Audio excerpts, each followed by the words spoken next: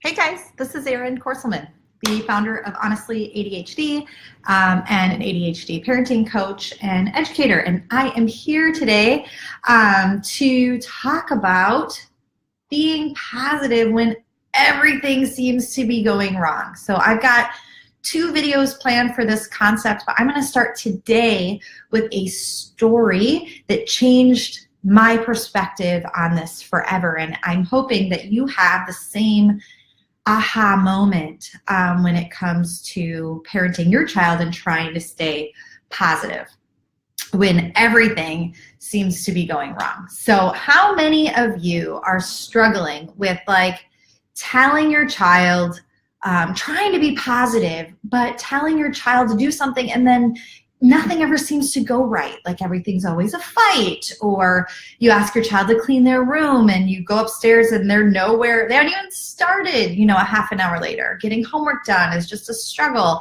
All of that and it's very hard to maintain positivity when things just seem to be going wrong all the time. So today and the next video, I'm going to talk to you about that. And as a coach, when I work with clients, either one-on-one or in a group, my main goal is to help parents shift how they think about the world and their child in it so that they can help support their child to more success. All right, and that's what I'm going to help you do today, is shift the way you see something so that you can help your child to more success. All right, so I often use an example of half glass full, half glass empty, right? You can look at the same glass and one person sees half empty and one person sees half full.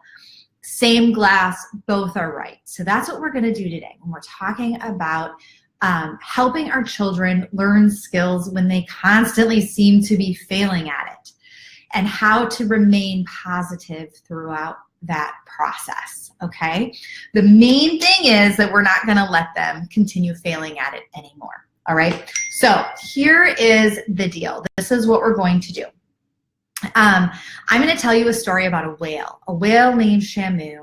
Shamu was, obviously Shamu. She's a whale that can jump feet and feet and feet over a rope on command, right? And this isn't about SeaWorld and whether any of us are happy or sad with the way they treat animals or anything like that. We're just going to use the concept of training Shamu how to jump feet in the air on command.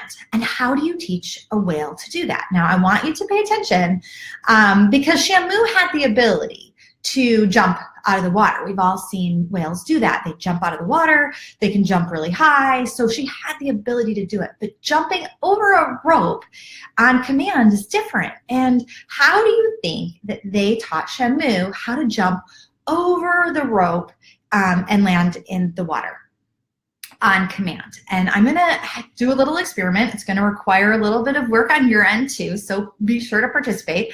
If you think that when they were teaching Shamu to jump over the rope, they put the rope in a really easy place for her to jump over, like maybe a foot or 2 over the water, whether you're watching this live or on a replay, go ahead and vote 1 in the comments, all right? And if you think that Shamu was, that rope, in order to teach Shamu how to jump over the rope, they actually laid the rope right on the water so that she could easily get over it. Go ahead and drop a 2 in the comments. And if you think they put it someplace else, go ahead and drop a 3, okay? Because remember, Shamu had the ability, just like your child has the ability to pick up his or her socks and put them into the hamper, Shamu had the ability to jump over the rope, okay? So some of you are gonna vote and let me know whether you think it was 1, just a couple feet over, 2, whether it's laying right on the water, or 3, whether it is someplace else, all right? And now I'm gonna share with you where they put the rope. Those of you who are gonna vote or who have voted 3 win, all right? They did not put the rope, up above. They did not put the rope on the water. The trainers who trained Shamu knew that Shamu needed to build positive momentum. They laid that rope on the bottom of the pool. On the bottom of the pool, guys, that's where they laid the rope. They laid the rope on the bottom of the pool so that when Shamu accidentally went over that rope, she got a fish. She could not fail. She could not fail at jumping over the rope, at going over the rope.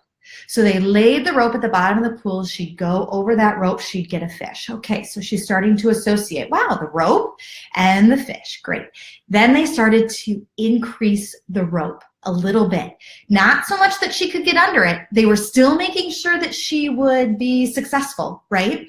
And she would go over that rope and they would get a fish. Pretty soon they raised it to a point where Shamu could get under it and she could get over it. And every time she went over it, she got a fish, but when she went under it, she didn't. So she started to learn, oh, I've got to go over it, not under it. Now, they didn't leave the rope at the bottom of the pool for, months and months. They left it there long enough for her to see success and to understand what she needed to do to get to the next level, to move up just a bit, right? And so pretty soon they started to lay that rope higher and higher. So it was at the top of the pool and she'd have to go right over that. And then she figured out, oh, I need to jump, right? I need to jump. Pretty soon she's jumping 10 feet over the pool, over the rope on command, and has never had a negative consequence. Why wouldn't we have a negative consequence when we're teaching Shamu to do something? Because it's going to give you unintended consequences. So if you give Shamu a negative consequence when she goes under, she's going to start to not want to go to the rope. She's going to start to stay away from the rope. She's going to just refuse to do the work because she's not quite sure what she's supposed to do. Now, guys, let's apply this to your child, okay? Let's apply it to your child. Let's apply it to cleaning their room. I know that your child can pick up their socks and put them in the bin. I know that your child can make a bed. These are things that they have the ability to do, but ADHD impacts their skills to organize, to prioritize, to internally motivate themselves. Those are skills that are getting in the way of just picking up a pair of socks and putting them into a hamper, okay? So when we're starting to look at our child and we're thinking everything is going wrong, I want you to start thinking, what would happen if I started laying my rope at the bottom of the pool and showing them success for things that they accidentally did or that used very little effort, to give them kudos and props for doing things that may be really super simple for other kids or even super simple for them, but letting them know that that's what you want them to do more of, that thing that they accidentally did. The way that they just naturally held your hand across the street. It was an accident, but wow, I really like it when you hold my hand when we cross the street because it makes me know that you want to be safe, whatever. Or if they put their shoes away and took them off at the front door, I'm really glad that you took your shoes off at the front door. And then gradually you move them to the next step. Right? So really thinking about how can I, when I'm trying to build positive momentum in a situation where there's not a lot of positivity going on, how can I think about laying my rope at the bottom of the pool?